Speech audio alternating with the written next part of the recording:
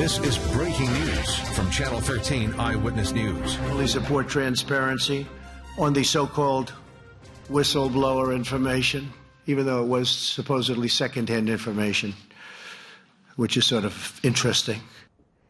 A very frustrated President Trump this evening addressing the media in that press conference you've been watching now for the last half hour.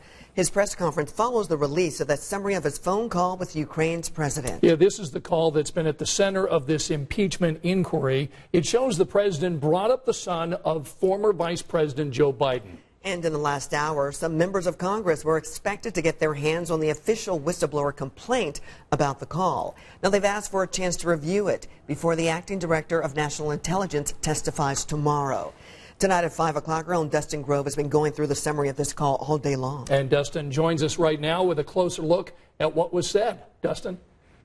Andrea, Scott, here on page 4 is a central part of why critics are asking for an impeachment inquiry. President Trump asks the president of Ukraine to look into former Vice President Joe Biden. Biden, of course, could face Trump next year in the race for the White House.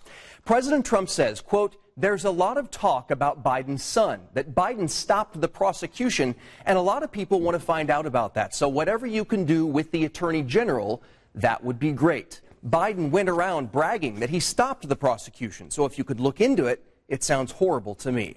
Here's the background on that. Biden's son was on the board of a Ukrainian gas company at the same time his father was vice president and dealt a lot with that country's government. So far, there's been no evidence of wrongdoing by Joe Biden or his son. Now, regarding this phone call, critics say they're concerned the president took steps to involve the attorney general with a foreign country to investigate a political rival. Does anyone think this conversation was in the national interest, or was it in the president's personal political interest? President Trump, though, described the call as friendly and appropriate and said this impeachment effort is just a continuation of a witch hunt. And late this afternoon, both leaders met in front of the cameras during a meeting at the UN. Reporters asked the Ukrainian president if he felt pressured.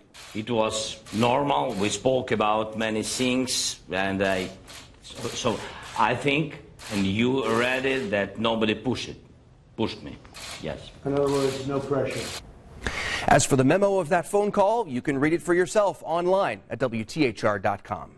All right, Dustin, thanks. And it was also very important tonight to point out a note at the bottom of page 1, also on that memo. Yeah, we want you to take a look at this. It says, caution, a memorandum of a telephone conversation is not a verbatim transcript of a discussion. And it goes on to point out the document was based on notes and recollections of Situation Room duty officers, as well as NSC policy staff. And it also states a number of factors can affect the accuracy of the record. And as of right now, almost all 235 House Democrats support some type of action on impeachment. And as we've been reporting, that includes Indiana Congressman Andre Carson and the other Democratic member of Indiana's delegation, Congressman Peter Visclosky. Now, we wanted to know where Republican representatives stand on this issue as well. Now, tonight we've heard from most of them so far, and they don't appear to favor impeachment. We've included their statements with our story. Just go to WTHR.com.